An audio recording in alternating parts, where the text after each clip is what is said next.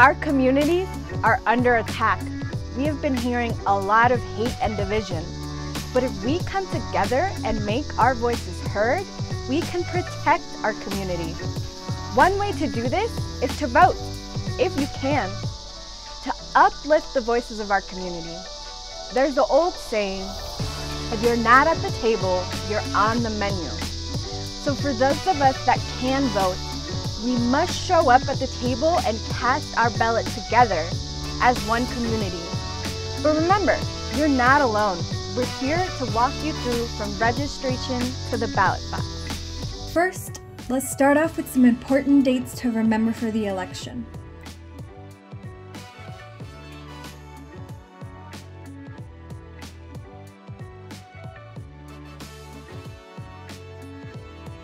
In Arizona, you can vote in person or by mail if you've previously signed up for the Permanent Early Voting List, PEVL, or if you've requested a mail ballot for the upcoming election. The last day to sign up for PEVL or request a mail ballot is October 23, 2020. If you haven't requested a mail ballot yet, we recommend you do that right now. Ballots are mailed starting October 7, 2020, so start to be on the lookout for your ballot then.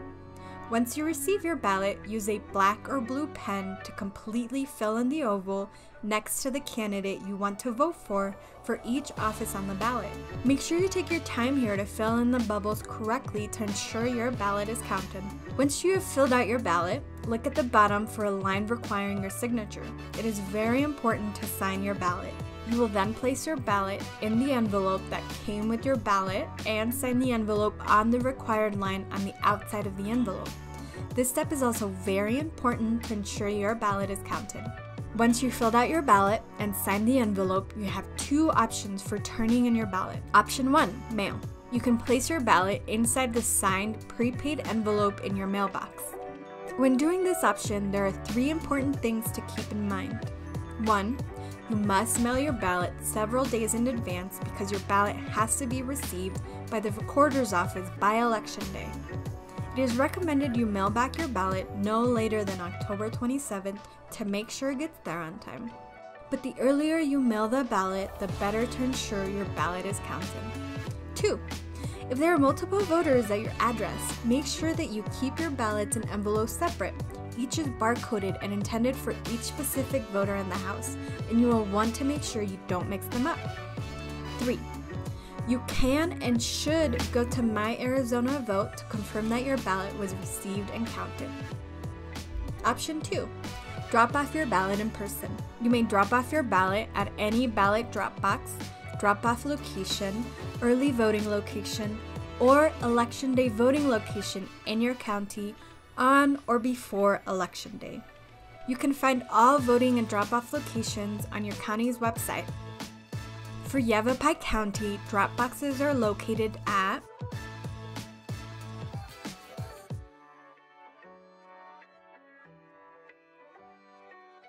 If you're able, we recommend this option to ensure your ballot gets to where it needs to go on time, especially if it is around or after October 27th.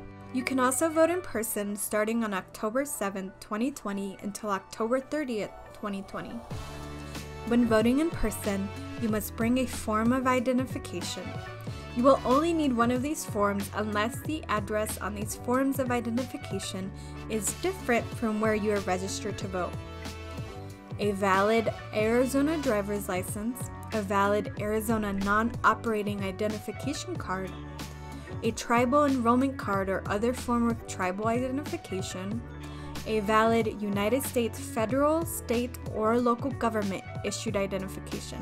If you do not have one of those forms of identification or the address is different, then you will need to bring 2 of these with you.